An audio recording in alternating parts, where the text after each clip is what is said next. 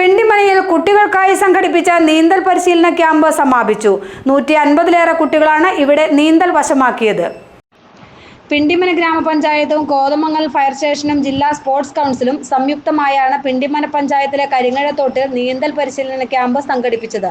3 ആഴ്ച കൊണ്ട് 152 കുട്ടികൾ ക്യാമ്പിൽ പങ്കെടുത്തു.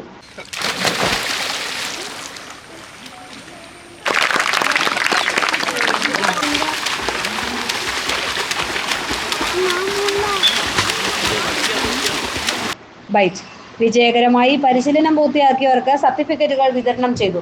ചടങ്ങിൽ ഗ്രാമപഞ്ചായത്ത് പ്രസിഡന്റ് ജെസ്സി സാജു അധ്യക്ഷത വഹിച്ചു.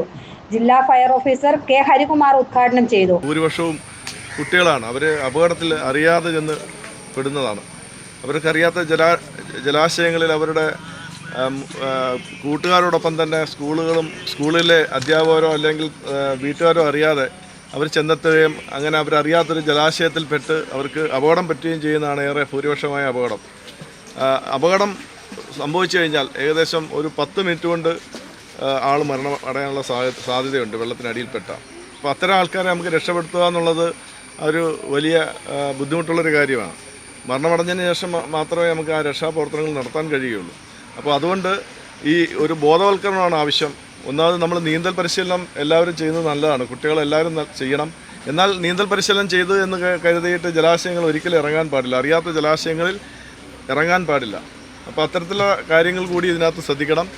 SM Aliyar, Satheesh Jose, M Anilkumar, PM Rasheed, KA Anson, R Mahesh, Sudheesh തുടങ്ങിയവർ പ്രസംഗിച്ചു.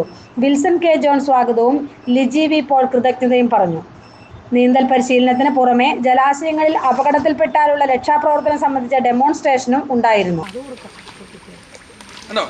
ഇങ്ങനെ ഒരു വസ്തു നമുക്ക് സുരക്ഷിതമാണ്. അപ്പോൾ ഇനി എന്നിട്ട് എന്ത് ചെയ്യാം? ഇങ്ങനെ ഇയാളെ നമുക്ക് രക്ഷപ്പെടുത്താൻ പറ്റും. ഇതില്ല, നമുക്ക് അയാളെ മുങ്ങാണ്, നമ്മളിവിടുന്ന് നീന്തി ചെല്ലുമ്പോൾ അയാളെ പിടിക്കുമ്പോൾ എന്ത് സംഭവിക്കുന്നു? എനിക്ക് വട്ടം പിടിക്കും.